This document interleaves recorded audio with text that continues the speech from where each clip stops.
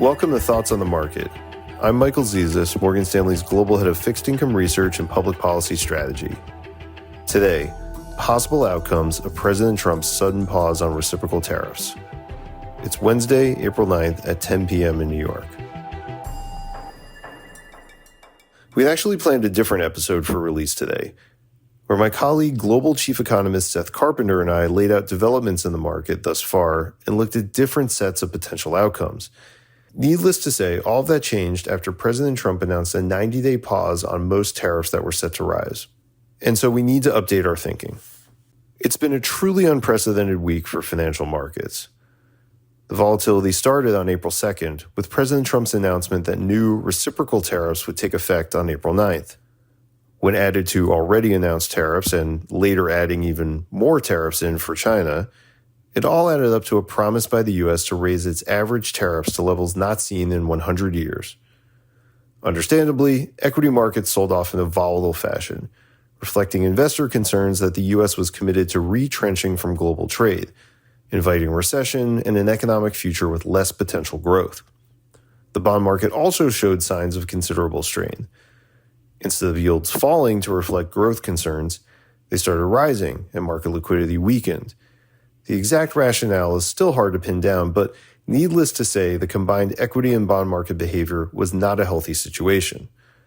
Then, a reprieve. President Trump announced he would delay the implementation of most new tariffs by 90 days to allow negotiations to progress. And though we would keep China tariffs at levels over 100%, the announcement was enough to boost equity markets, with the S&P gaining around 9% on the day. So what does it all mean? We're still sorting it out for ourselves, but here's some initial takeaways and questions we think will be important to answer in the coming days. First, there's still plenty of lingering uncertainties to deal with, so investors can't put U.S. policy risk behind them. Will this 90-day reprieve hold, or just delay inevitable tariff escalation? And even if the reprieve holds, do markets still need to price in slower economic growth and higher recession risk? After all, U.S. tariff levels are still considerably higher than they were a week ago.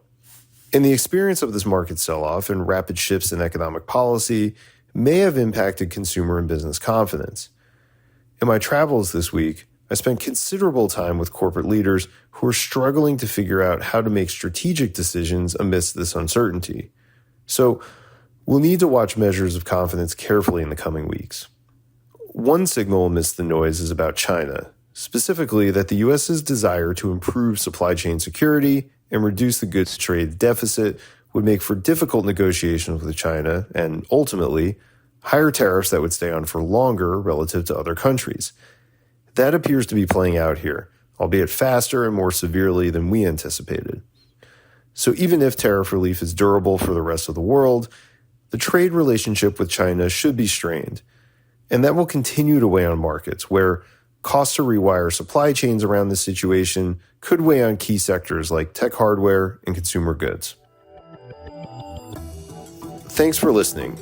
If you enjoy the show, please leave us a review wherever you listen and share thoughts on the market with a friend or colleague today. The preceding content is informational only and based on information available when created. It is not an offer or solicitation, nor is it tax or legal advice.